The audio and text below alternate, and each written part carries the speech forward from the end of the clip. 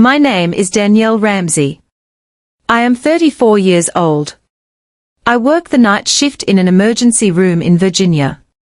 And on a Thursday in November 3 years after I lowered my husband into the ground, my own mother stood up from a Thanksgiving table, in her good pearls, walked behind my 10-year-old daughter, and slapped her across the face hard enough to knock a small wooden horse out of her hand. The horse hit the floor. The room went silent.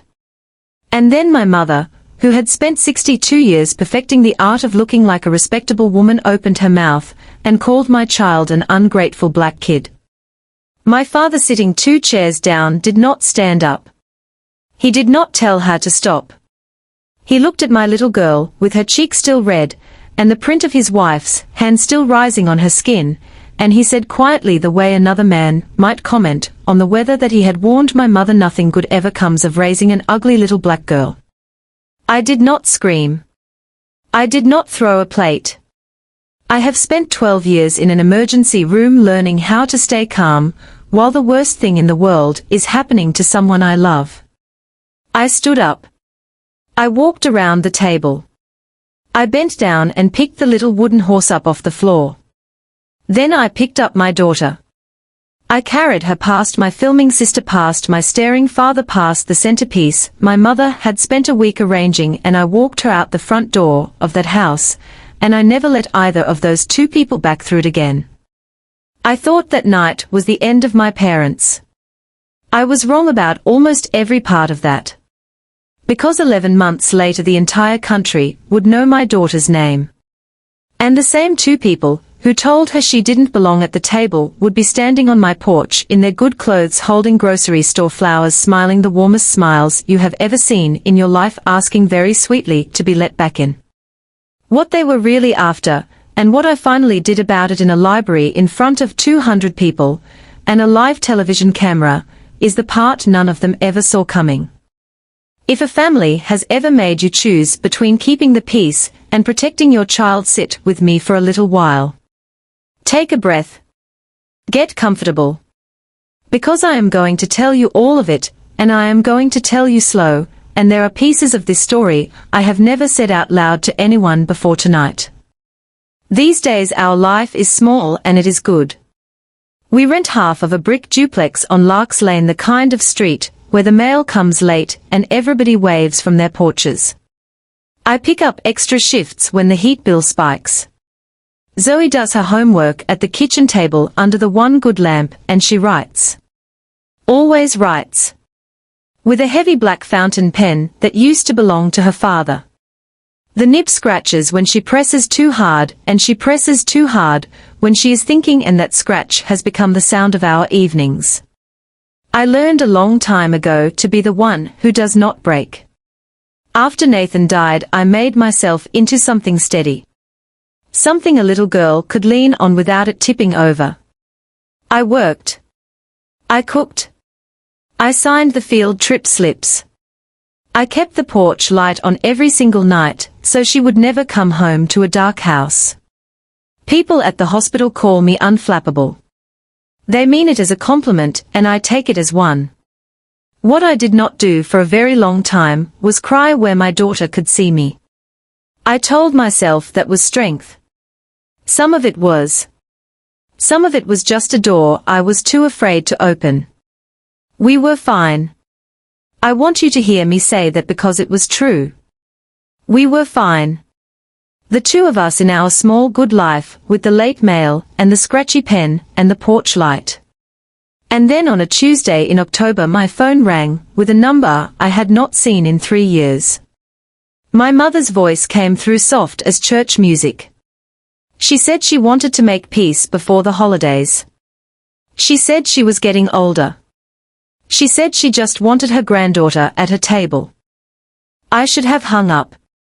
Every single thing I knew about that woman told me to hang up. Instead I heard myself say maybe. And the maybe is where this whole thing begins. I met Nathan Cole in a hospital hallway, which is a terrible place to fall in love, and the only place I ever managed to. He had brought a student to the ER with a broken wrist, and he stayed 4 hours just to make sure the kid was not scared. He taught high school English.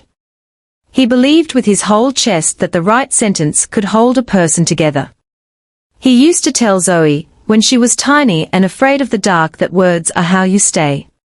That the people we love keep living as long as we keep saying them out loud. He read every book twice and wrote in the margins in tiny careful print. His favorite book was a battered paperback novel, the spine taped over every other page crowded with his handwriting. When I married him, my parents came to the wedding. They wore their good clothes and their thin smiles. My mother does not appear in a single photograph beside him. My father shook his hand the way a man returns something he had been asked to hold. And afterward in the church parking lot in the cold, my mother took my elbow and said quietly that there would be a price for this someday, and that she hoped I would remember she had warned me. I thought she meant gossip. I thought she meant her bridge club, and a few cold Sundays at Grace Fellowship. I had no idea she was already looking past me, past the man I loved as a child, who did not even exist yet, and deciding in advance that she would never be hers. Nathan was killed 3 years ago, on an ordinary Thursday, by a man who hated him for nothing more than the color of his skin. I am not going to walk you through that night. You do not need the details, and Zoe will never get them from me. What matters is that she was 8 years old. That she lost the person who taught her that words are how you stay. And that I had to decide in about 4 seconds what kind of mother the rest of her childhood was going to get. I decided she was going to get a steady one. I planned the service. I called the school. I went back to work in 11 days, because the Bills did not pause to grieve along with us. I held everything so tightly that my hands ached at night, and I told myself that was love. And most of it was love. But here is the thing I did not see. The thing I would give a great deal to go back and notice.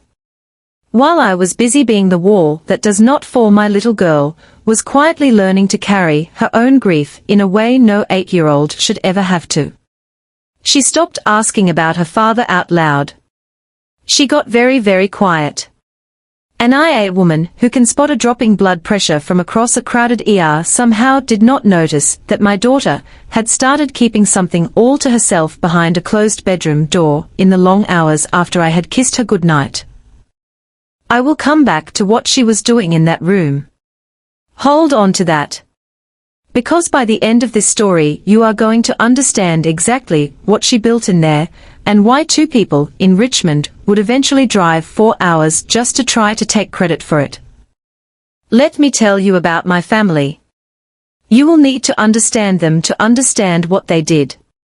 My mother Carol is 62 years old and has spent her whole life inside a tight little circle of church committees and women who measure each other by their casseroles. For 20 years she ran the ladies' auxiliary at Grace Fellowship like a small grateful kingdom. When I married Nathan, that kingdom went cold on her. A friend of 30 years stopped returning her calls. She was passed over for the spring committee she had chaired since I was in middle school. Nobody ever said why. They did not have to. In my mother's mind she had paid an enormous price for my choices, and the bill kept arriving every Sunday in the shape of the empty seats beside her in the pew. My father Ray is 64, and calls himself a realist, which is the word careful men use when they do not want to say the true one. He never raised his voice about Nathan. He just stopped mentioning him the way you stop mentioning a meal you would rather not have eaten. And then there is my older sister Megan. 38 years old. She has built an entire little online brand out of looking like the perfect family. The matching outfits. The Sunday roast. The husband who is always smiling. She has never once forgiven me for the year her future in-laws whispered about the Ramsey girl who had married outside her kind. So when my mother called me that October, and said soft as church music that she only wanted to make peace, she was not speaking just for herself. Every single one of those people was sitting in the room with her. I just did not know it yet. Zoe at 11 is the quietest, most interesting person I know. She reads the way other kids breathe. She has her father's paperback nearly memoized the way you memorize a face. And that fall she had started circling his margin notes in pencil, adding tiny question marks beside the ones she did not understand yet. Like she was having a slow conversation with him through the pages. Her teacher pulled me aside at conferences.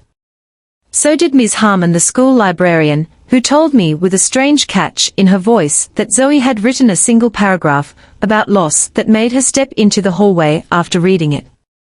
I said thank you and I meant it.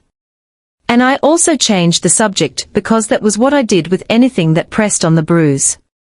One night that fall Zoe looked up from the kitchen table and asked me plainly whether her dad had ever met her grandparents. I said yes. At the wedding.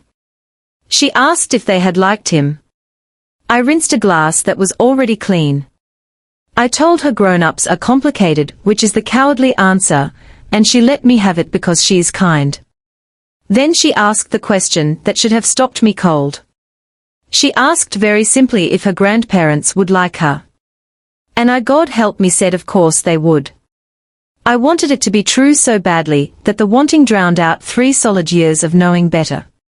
I booked us a flight to Richmond for Thanksgiving the very next week. I want to be honest about why I said yes, because I have had a year to sit with it. It was not that I trusted them. I am not a naive woman. I had 3 years of silence to learn exactly who my parents were. It was that I am the kind of person who finishes what she is responsible for. And somewhere deep down I had decided that giving Zoe a family was my job. Even if I had to try to build one out of people who did not deserve her. My gut told me not to go. I overruled my gut with a to-do list. I called my mother back and I set my conditions plainly the way I would set them with a difficult patient. No comments about Zoe's hair.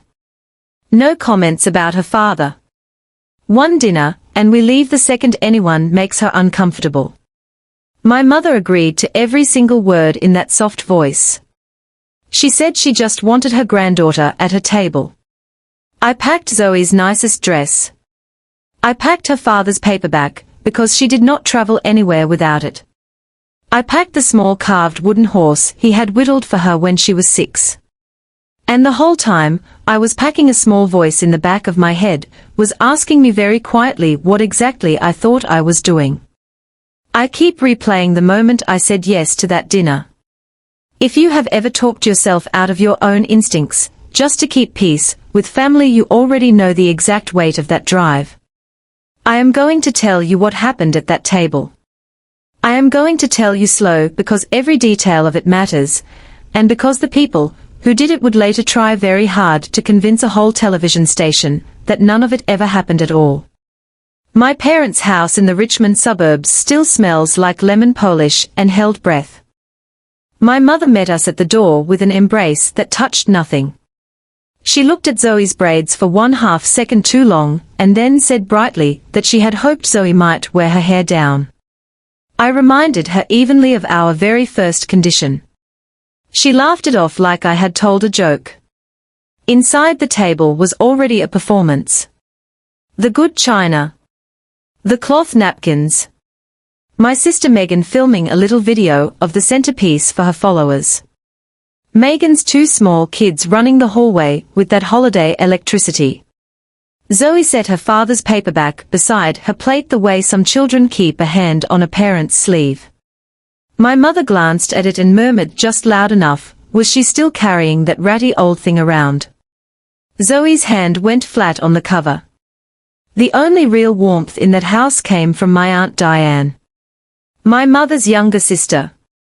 Diane crouched all the way down to Zoe's eye level, and asked her seriously what she was reading and then actually listened to the answer. I let myself exhale. 1 dinner. We could do 1 dinner. Then Megan's youngest spotted the small carved wooden horse Zoe had been turning over in her hands and decided he wanted it. That horse was the smallest thing in that whole house. By the time the pie came out it was the loudest. Here is how small it really was. Megan's son is 6 years old and he is used to getting his way. He reached across and grabbed the horse off the table. Zoe asked for it back politely.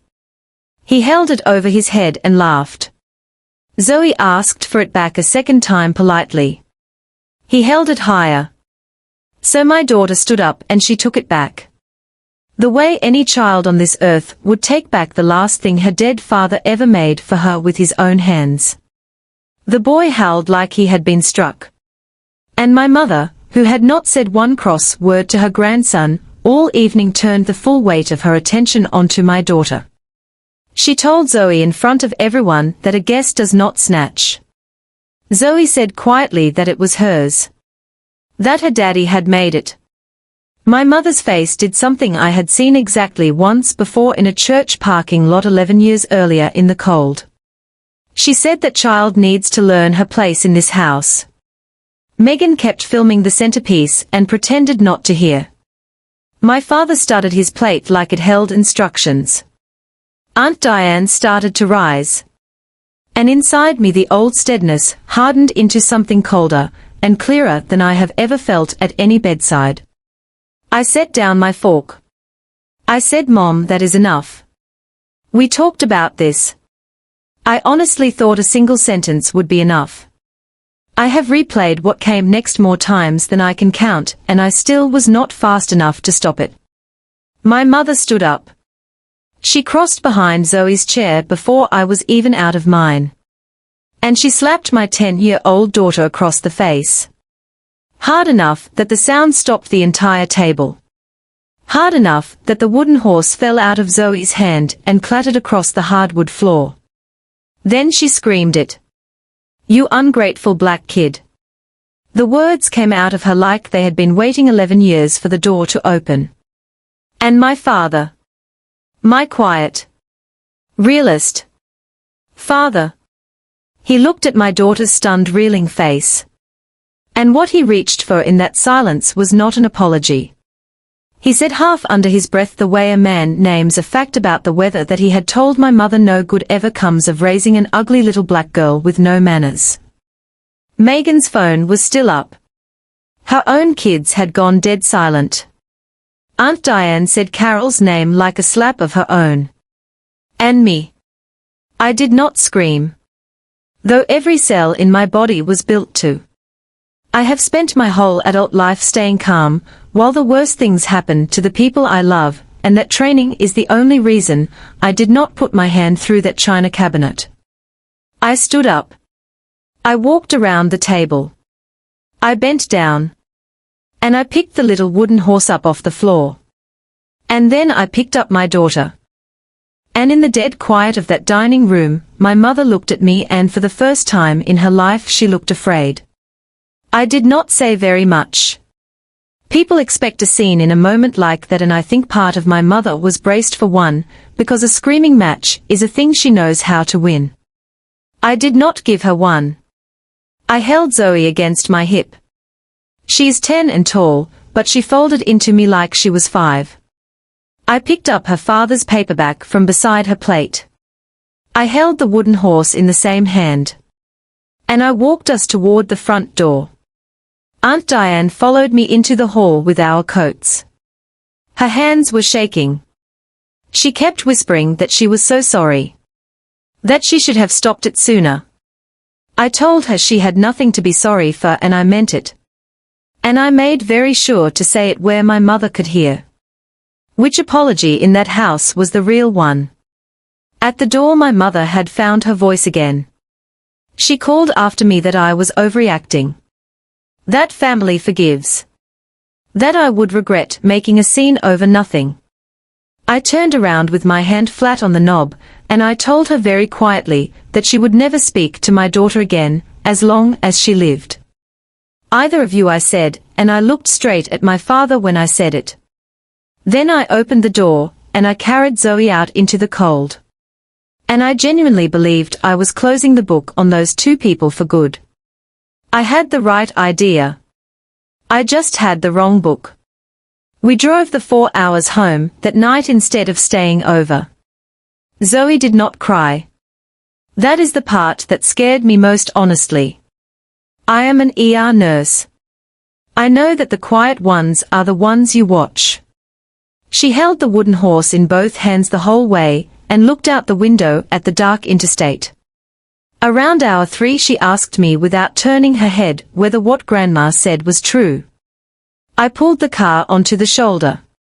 I turned all the way around in my seat so she could see my whole face, because some things you cannot say to the back of a child's head. I told her that her grandmother had said something cruel and false. That her father was the finest man I had ever known. That being his daughter was the best thing about her and not the worst. I told her she was not ungrateful, and she was not ugly, and she never ever had to earn her place at any table on this earth. She listened. She nodded.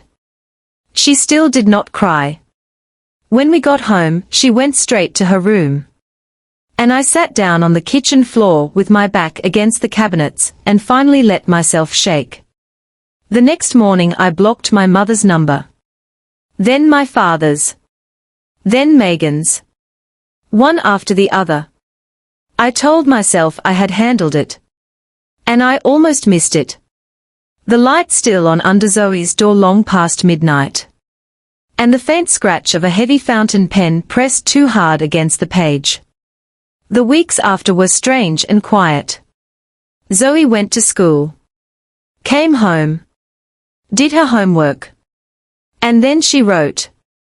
Not the way kids dash off an assignment. She wrote the way her father read. Completely. Somewhere I could not follow. She filled one spiral notebook and started another. I would come home from a night shift and find her at the kitchen table, the lamp on the pen scratching the paperback open beside her like a reference she kept checking against. I assumed it was a school project. I assumed because assuming was easier than asking. And because a small fearful part of me worried that if I asked what she was writing about the answer would be that night. And I did not think I could hold us both up if she handed me that. So I gave her space. I refilled the ink when it ran dry. I left a plate of toast by her elbow and I did not hover. I almost knocked on her door to ask a dozen times. And I am so glad now that I did not. Because what my 11-year-old daughter was building in that bedroom was about to crack this whole story wide open. And I am going to tell you exactly what I found and where I found it. But I am going to tell you slow. Because the moment I found it changed everything and you deserve to walk into it the same way I did. It was a Sunday in January when I found it. Zoe was at a friend's house. I was stripping her bed to wash the sheets. And the second notebook had slid down into the gap between the mattress and the wall. I was not snooping. I want to be clear about that even now. I picked it up to set it on her desk. The cover fell open. I saw the first line. And after that I could not stop. It was not a school project. It was a book. A whole finished hand-printed book. 60 pages. About a girl whose father taught her that words keep people alive. Who lost him far too young. And who got told by the people who were supposed to love her most that she did not belong. She had not used their names. She had written simply about the people who looked at her and saw the wrong color instead of their own granddaughter. And on the very first page, where a book puts its dedication, she had copied out a single line in her careful print. The very same line written in her father's hand in the margin of that battered paperback. The line he had left there for her years before either of us knew he was running out of time. Words are how you stay. I sat down on her half-stripped bed, and I read all 60 pages. And I finally did the crying I had been putting off for 3 solid years. My 8-year-old had buried her father in silence. My 11-year-old had just written him all the way back to life. And I understood holding that notebook in my lap, that the only real question left was not whether the world would ever read this. It was whether I was brave enough to let it. I asked Zoe about it that night. Gently. The notebook resting in my lap. I told her I had found it. That I had not meant to. and that it was the most beautiful thing I had ever read. She got very still the way she does. And then she asked if I was angry that she had written about Grandma. I told her she could write about anything that was true. Then I asked her the only question that mattered. Did she want anyone else to read it? She thought about it for a long time. Then she said her dad used to tell her that a story you keep in a drawer cannot help anybody. So the next week I took it to Ms. Harmon the librarian, because I did not know where else to begin, and because she was the one who had had to step into the hallway. Ms. Harmon read it in one sitting at her desk after school. And when she finished she took off her glasses and pressed her fingers to her eyes, and said, "We do not usually do this, but this needs to be read by more than me." She knew a woman who ran a small independent press 2 counties over. The kind that prints 400 copies of local poetry, and feels lucky to do it. We did not have grand plans. We just had 60 pages of the truth, and a little girl, who had decided not to leave them in a drawer. I told myself it would stay small. I have never in my life been so completely wrong about anything. The little press wanted to publish it almost exactly as she had written it. Her words. Her hand-drawn pictures. The dedication untouched. They took the title straight from a line in the text. The words we keep. Zoe spent her evenings that spring inking the final drawings, with her father's pen pressing too hard the way she always does. The first copies arrived in a cardboard carton that smelled like fresh paper. Zoe held one for a long time without saying a word. And then she said quietly that it felt like he was holding it too. The press set up a reading at our county library on a Saturday in May. Maybe 40 people came. Neighbors. 2 of her teachers. Ms. Harmon. And a reporter from the weekly paper, who mostly covered the farmer's market. Zoe stood on a step stool behind the podium, because she could not see over it otherwise. And she read the last chapter in a clear small voice that did not shake even once. Which is more than I can say for a single adult in that room. Somebody filmed it on a phone. A grainy 90-second clip of an 11-year-old reading about her murdered father. Ending on that dedication. Her chin up. The library lights catching her face. They posted it that night with a couple of lines about a local girl and her book. By the time I woke up for my Sunday shift it had been watched 200,000 times. By the time I clocked out 12 hours later it was past 1 million. What happens to a family when a phone will not stop ringing is that you learn very fast who you can trust. A literary agent called on Monday. A real publisher. A big one. A name you would know. Called on Wednesday. Suddenly there were contracts thick as phone books with numbers in them that had too many zeros for a duplex on Larks Lane. So I did the thing I always do when I am out of my depth. I found someone smarter than me and I listened. A lawyer named Patricia Vaughan, who had handled estates for half the county, sat me down and walked me through every single page. She helped me set up a trust so that every dollar Zoe earned was locked away for Zoe, with me as the sole trustee, and her only legal guardian the way her father and I had always meant it to be. I signed those papers on a humid Thursday. Not really understanding yet that they were anything more than tax paperwork. I understand now. Those signatures and the plain legal fact that I alone spoke for my daughter, and her work would turn out to be the only thing standing between Zoe's name and the 2 people who had once told her she did not deserve to share it. But that was still months away. In May all I knew was that my quiet girl had written something true. That the truth had jumped its banks and flooded the whole country. And that somewhere out in the suburbs of Richmond a phone I had blocked was lighting up with the news. By June the words we keep was on every bestseller list that matters. Zoe got invited onto one of the big national morning shows. The kind my mother used to tape every single day of my childhood. I almost said no. Then Zoe said she wanted to do it for her dad. And that settled it for both of us. They sat her in a tall chair under hot lights. A kind-eyed host asked her where the book had come from. Zoe told the country simply that her father had taught her that words are how you stay. And that she had written the book so he would never have to leave. Then she read the dedication out loud. 11 years old. Feet not touching the floor.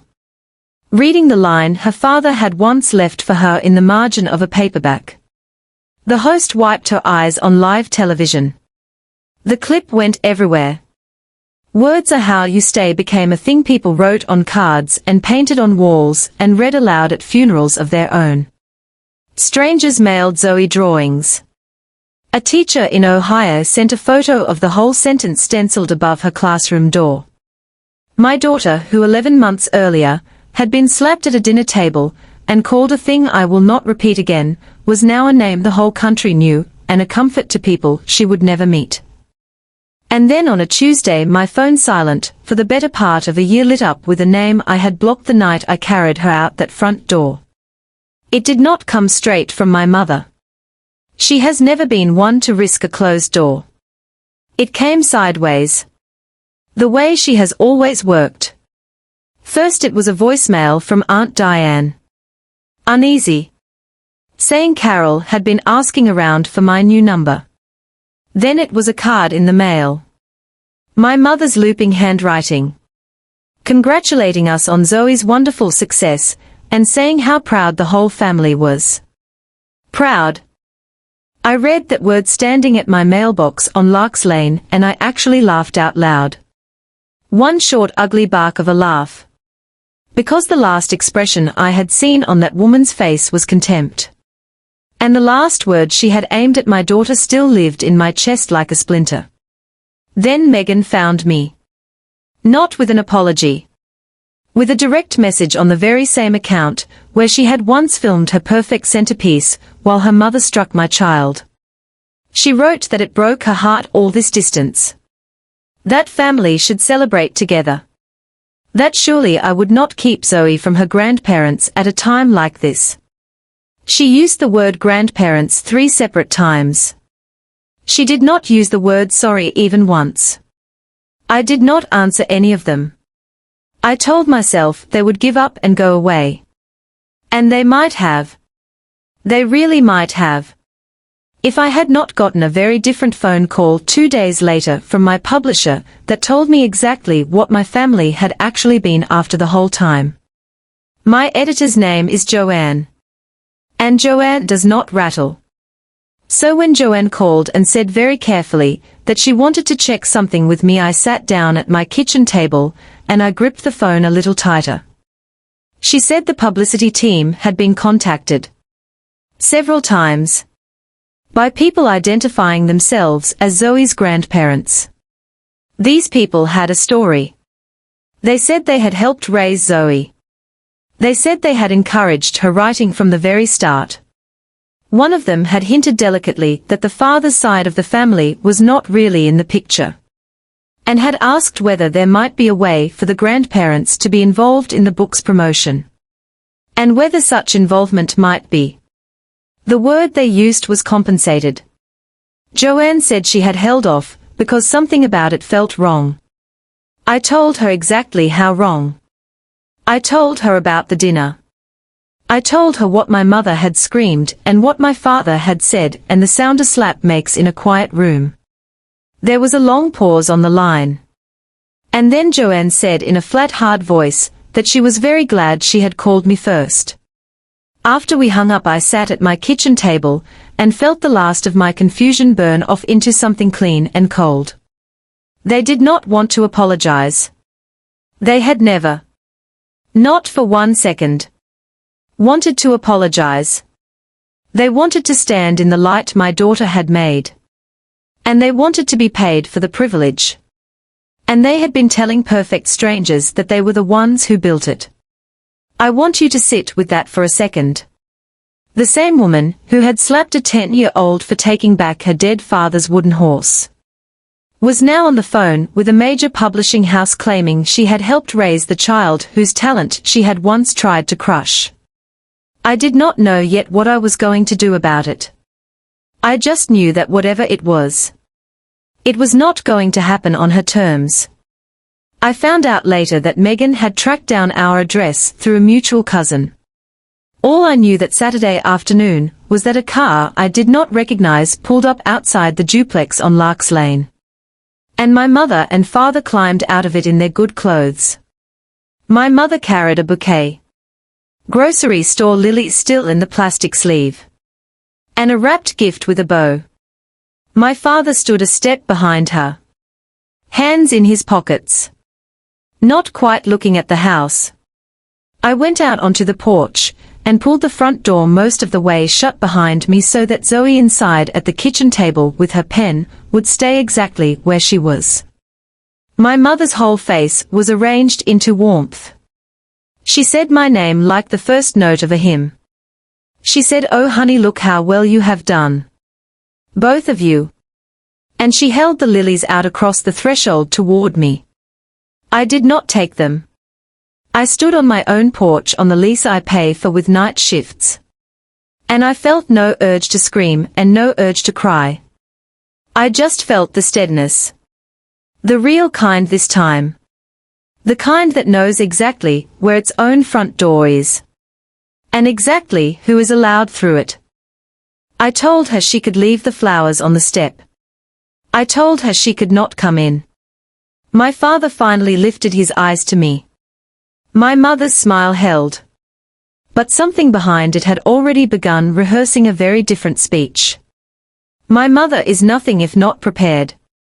When the warmth did not get her through the door, she pivoted smoothly to the speech she had actually come to give. She said families forgive. She said it had been a hard few years for everyone. As though we had all lost something equal. She said Zoe had grandparents who loved her. And that I had no right to keep that from a child. Then she got to the real thing. Smooth as butter. She said there was so much attention on the book now. So many wonderful opportunities. And that it would mean the world to the family to be part of it. To stand beside Zoe publicly, as the proud grandparents they truly were. My father added quietly that it would not look right now, would it? The whole world finding out Zoe's own family was not even around. And there it was. The threat wrapped in cheap lilies. Be useful to us in public, or we will make your silence look like the cruelty. I could hear my sister's brand voice in the phrasing. Megan had clearly coached them line by line. For 1 second the old reflex flickered. The worry about how it would look. The trained fear of being the difficult one. Then it passed completely. And what rose up in its place was very calm and very clear. Threaten me all you like, I thought. But you just threatened her story. Now you have my full attention. I did not argue with them on the porch. Arguing is a game my mother has gone undefeated at for 62 years, and I had no intention of playing on her field. I just said no. Not an angry no. A closed one. I told them there would be no public appearances. No proud grandparents. No involvement of any kind. Now or ever. And that the next time they contacted my daughter's publisher pretending to have raised her, my lawyer would be the one to call them back. My mother's mouth fell open. I stepped inside and shut the door before she could find her next sentence. Then I did 3 quiet things. I called Patricia Vaughan, my lawyer, who confirmed what I already knew in my bones. As sole guardian and trustee, I controlled every aspect of Zoe's work and her earnings. Full stop. And not one grandparent on this earth had any standing to touch a single page of it. I called Joanne and told her that anyone phoning to claim they were family spoke for no one but themselves. And I called Aunt Diane, who had been at that table. Who had tried to stand up. And before I could even ask, she told me that if it ever came to it, she would tell anyone anywhere exactly what she had seen with her own eyes. I was not going to fight my parents in private. I was going to let the truth do that for me. I just never expected the truth would get its chance on a stage in front of a crowd with the cameras already rolling. And I never expected my own mother and father would be the ones to walk straight into it with their good clothes on. The library, where Zoe had read from a step stool a year earlier, wanted to host her again. A real event this time. To celebrate the book that had started on their own little stage. There would be a few hundred people. The mayor, and a regional television crew shooting a feel-good segment for the evening news. Zoe was nervous and proud and asked me to iron the green dress. I said yes to all of it. Because it was hers. Because she had earned it. Because a girl who had turned her grief into a gift for strangers deserved to stand in a room that loved her. What I did not know was that my sister Megan had already called the station's producer. She had presented herself as the family liaison. She had told the producer that Zoe's grandparents would be attending to support their granddaughter. And would not that be a touching moment for the camera? 3 generations. The proud family behind the little author.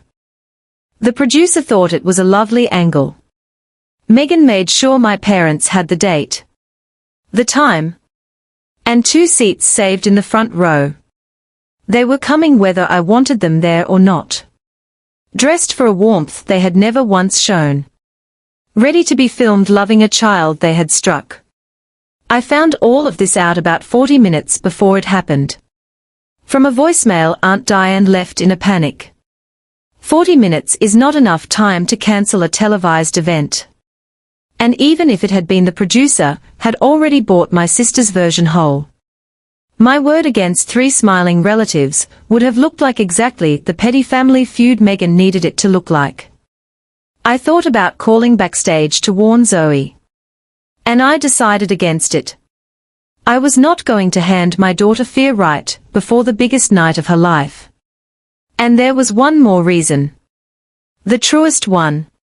And I am not proud of how calm it felt. A private accusation is just noise. Her word against theirs behind closed doors forever. But these 2 had begged a television station to film them standing next to her. If they wanted a camera that badly, I was going to let them have one. So when I finally understood what they were walking into, the cold clear thing in my chest did not panic at all. It thought very simply. Good. Let every single person in that room see them. The library's community room was full by 6 o'clock. They had set out folding chairs in long rows and then run out of folding chairs and let people stand along the walls. There was a small riser with a podium that Zoe could finally see over. A long table stacked with copies of The Words We Keep. And the regional news crew setting up a camera on a tripod near the front. Zoe wore the green dress. She carried 2 things up to that podium. Her father's battered paperback. Spine taped over. His handwriting crowded in the margins. And the heavy black fountain pen she had inked every drawing with. She set the paperback on the podium the same way she had once set it beside her dinner plate. I sat in the second row with Aunt Diane beside me. Because Diane had driven 3 hours to be there. And because I wanted at least one person from that family in the room who had actually chosen my daughter. Ms. Harmon was there. Half of Lark's Lane was there. For about 20 minutes it was perfect. It was everything I had ever wanted for my quiet girl. A whole room leaning toward her. Waiting to be let into the thing she had made.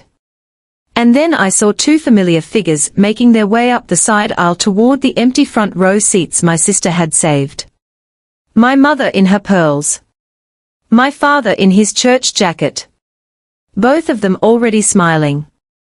The warm, wide smiles of people who have come to be seen loving someone. They did not see me at first. Or else they pretended not to. My mother settled into the front row directly in the camera's eye line and arranged her face into grandmotherly joy. Megan slipped in beside them and gave a little wave toward the producer. There they are gesture. And I watched the producer nod and angle the camera a few degrees to keep the proud family in frame. It was choreographed. It was going to be a beautiful 60 seconds on the evening news. The celebrated child author and the loving grandparents who had stood behind her all along. And it would be a live broadcast to half the state.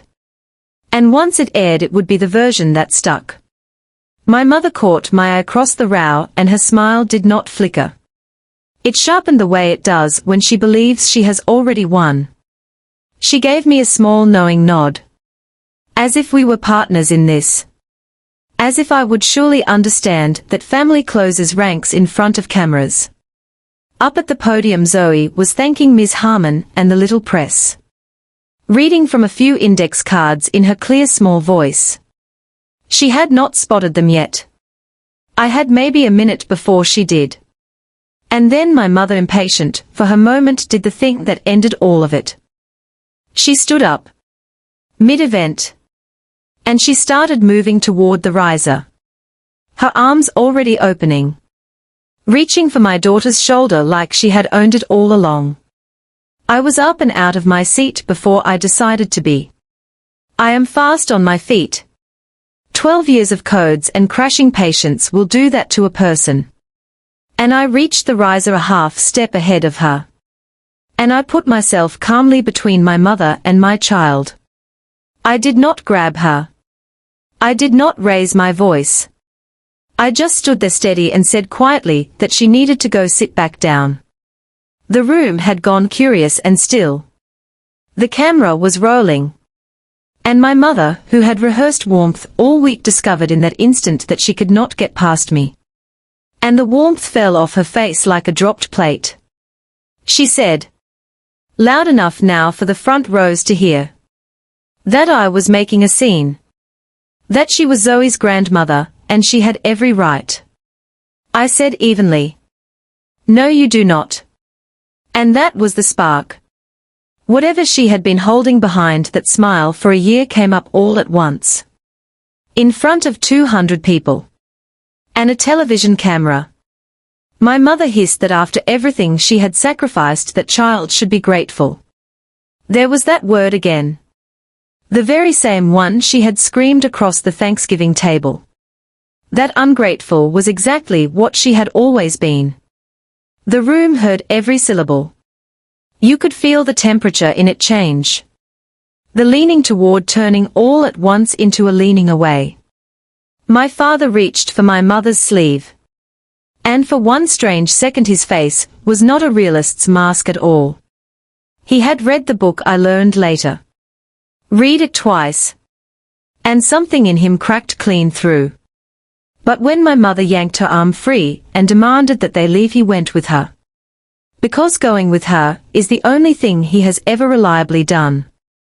And as the two of them turned for the aisle, Aunt Diane stood up. In the second row. In front of everyone. And in a voice that shook but did not stop. She said, I was there last Thanksgiving. I saw exactly what these two did to this little girl. Do not you let them tell you otherwise. My mother spun back around. And now the tears came. The fast theatrical tears I had watched her summon my entire childhood. And she cried out to the room that this was all a misunderstanding. That I had poisoned everyone against her. That she loved that child. I let her finish. Then I said the only thing I had come there ready to say.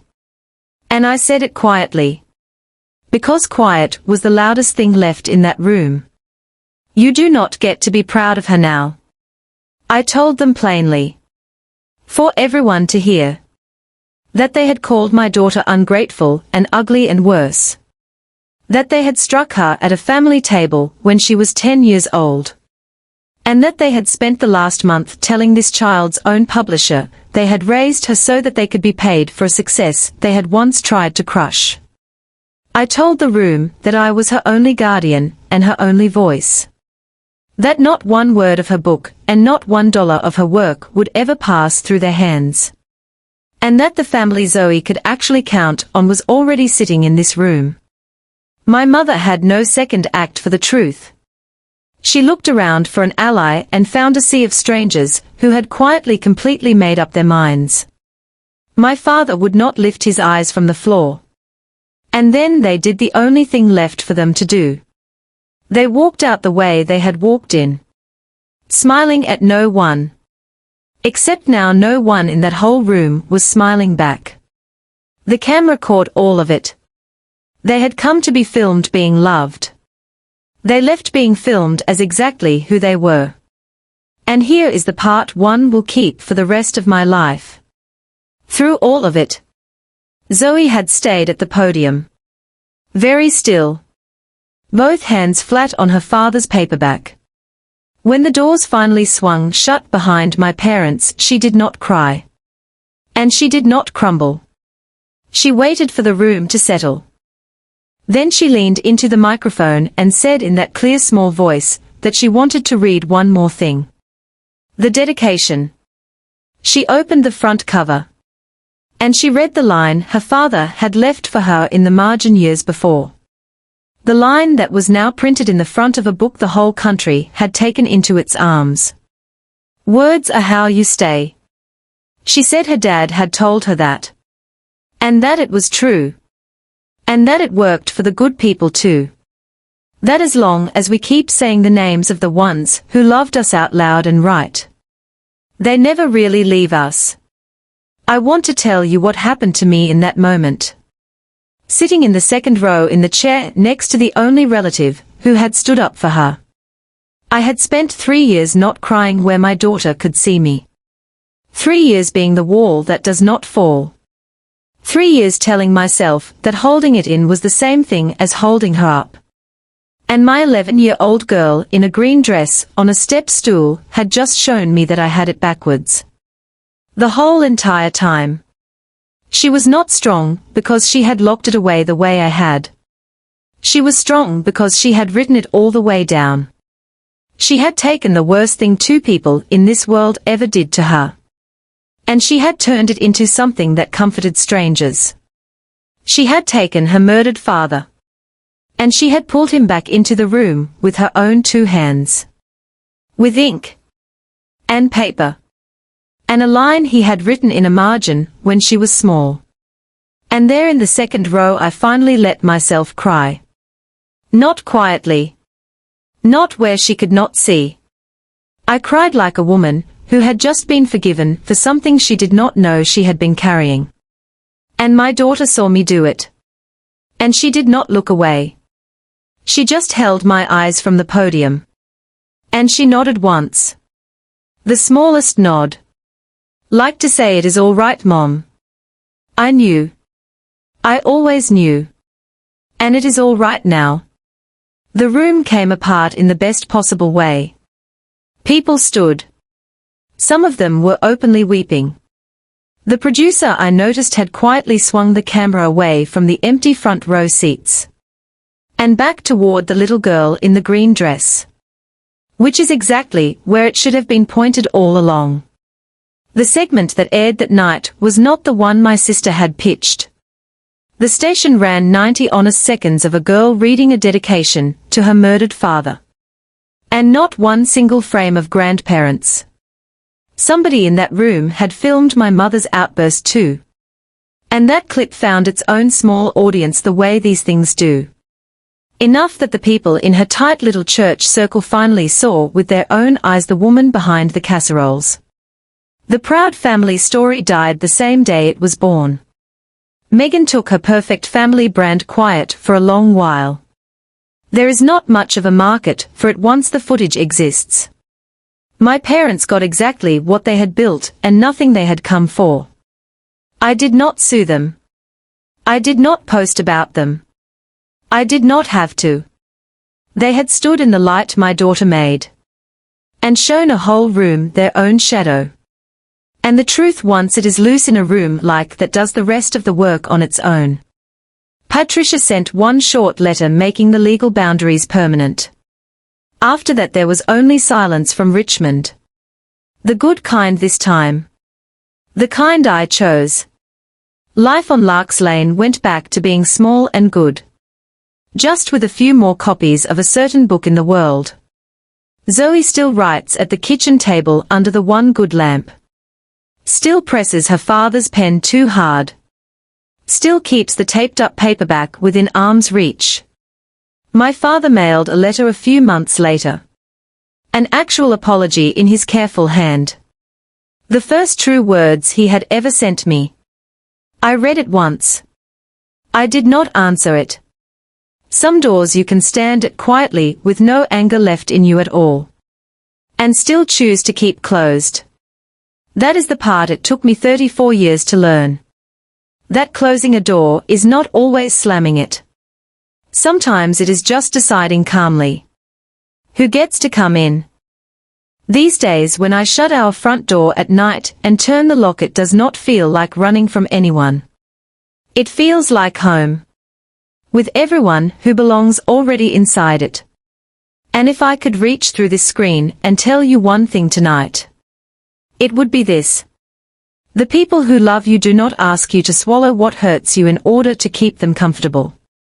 They do not stand over your child and demand she be grateful for the hand that struck her. They do not show up on your porch with grocery store flowers when the cameras turn on.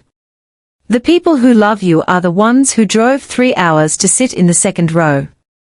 The ones who stood up in front of 200 strangers when their voice was shaking. The ones who left a note in the margin of an old paperback for a daughter they would not live long enough to raise. So that one day when the worst happened she would still hear them saying, "Stay. Stay. Stay." Family was never the blood that demands your silence. It is the people who help you find your voice. And who choose, again and again, and out loud, to stay. If you made it all the way here with me tonight, I want you to do something for me before you close this video.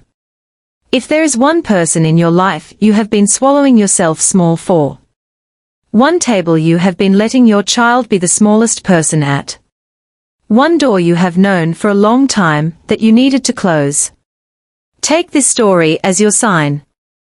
Quietly, calmly, with no anger left in you at all if you can manage it. Close it.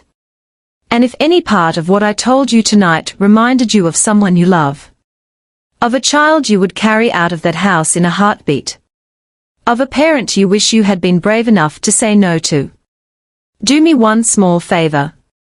Hit that like button so the people who need to hear this can find it. Subscribe so the next story I tell you does not get lost in your feed.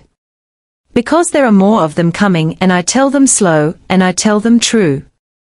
And in the comments tonight, I want you to do something a little harder than usual. I want you to write down the name of the person who taught you how to stay. The grandparent. The teacher. The neighbor. The husband you lost too soon. The mother who got it right. Just the name. Out loud. In writing. Where the rest of us can see it. Because Zoe was right about the only thing that ever really mattered. Words are how you stay.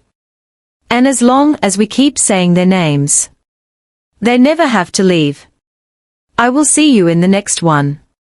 Lock your doors gently tonight. And keep your porch light on for the ones who belong inside.